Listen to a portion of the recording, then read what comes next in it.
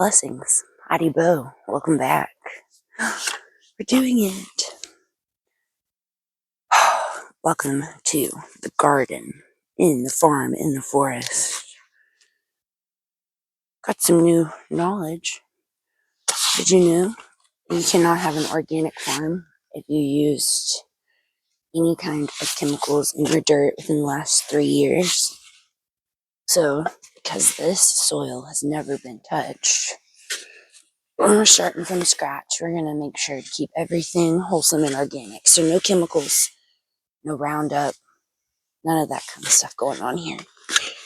Right now, my intentions for this is to make it a cucumber patch.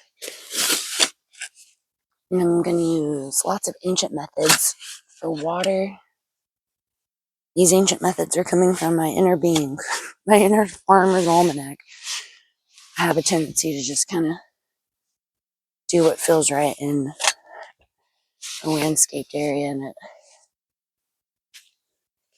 always comes out right.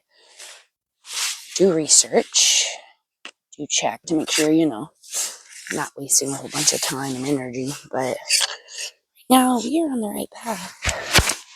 So what I'm doing right here is creating another bed on the other side, and this is going to be some water runoff coming down, and I want to make sure that we have no flooding in our garden, but that we are able to retain some of the water that comes through.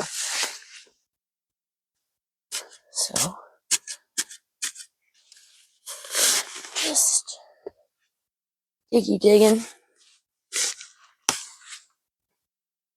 It is January here in Zone 8B, and I prefer to garden year-round, so I take the opportunity of the nicer weather to prepare my beds. Oh yeah. Get out of here. So I have this strange vision. See how it goes. That not only does this retain water, but it also grows marigolds. How's that sound? Sounds pretty fancy to me. Okay. You're dealing with a cognon grass here. Forget that your grass is a weed. It's not bringing in some kind of a good mineral into your soil. It doesn't belong. This is all invasive. So I have been hand picking it out when the time comes. So those big piles are. See all this? You are gardening in Zone 8B and you are doing this from scratch and possibly homesteading like we are. I highly suggest you take the time to prep your soil and get your space ready. So, this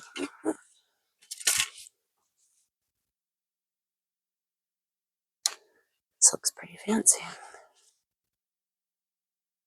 As you can see, I kind of already built those beds, and I'm doing this all with a couple of rakes in my paws. Make it so pretty.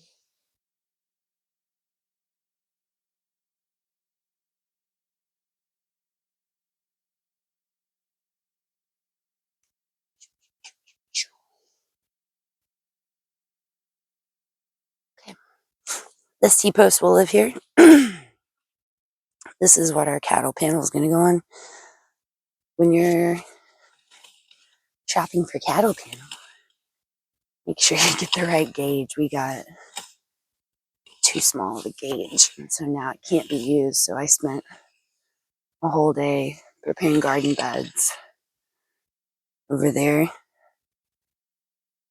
and I can't use any of it. So I'm pivoting.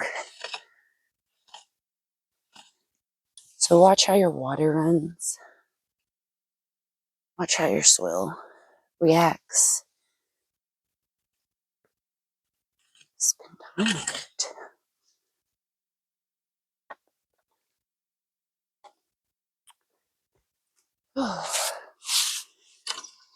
This morning I spent like 3 hours transplanting wobbly pines. I was so tired. I had to go do a major about it. Highly recommend taking a nap, doing, a body scan. I feel so much better now. I only have a couple more hours of sunlight. So I'm going to do what I can. The time I've got. I'm thinking this is going to be another bed right here. Seems kind of like a small walk through though. Maybe put the bed right here.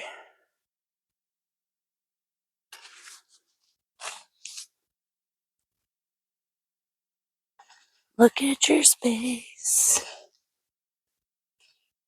Make a decision.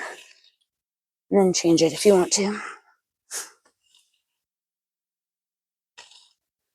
I do have a whole diagram of this garden on a platform, and it's changed a couple, 3 times. And that's okay. Because if you're working with a new space that you're not familiar with, just remember to be open to change, because once that water starts to come down, it could really change how you do everything.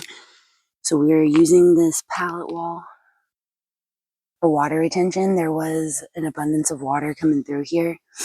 And so by making different grades of the beds, these beds are going north to south, and these are going east to west. So we're going to have some different stuff going on. I am more leaning towards sacred geometry. I'm going to be using electroculture. So these are things that I will be implementing in this space.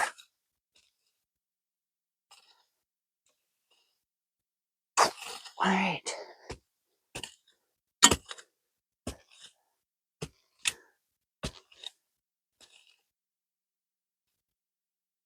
And as we're doing this, really evening out the soil so it's not all falling down.